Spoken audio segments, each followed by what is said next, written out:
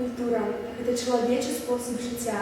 Яна ўключае ў сябе традыцыю, родную мову, якую мы павінны берагчы так, як бераглі для нас нашы продкі. Родная мова – адна з галоўных сімвалаў нашай радзімы. 21 лютага ЮНЕСКО абвясціла міжнародным днём роднай мовы. На жаль, беларуская мова, знянацку адціснута братэрскай рускай, паступова робіцца экзотыкай. Школьнікі, на мой погляд, таксама не могуць застацца безудзельнымі да лёсу роднай мовы.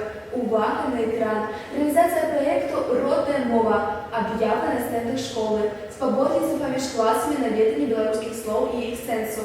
Кожны месяц автошкола выпускае лістоўку з адным беларускім словам. Газета «Аэс» на беларускай мове, старонкі на беларускай мове, або рубрика «Размаўляем па-беларуску», календар на беларускай мове.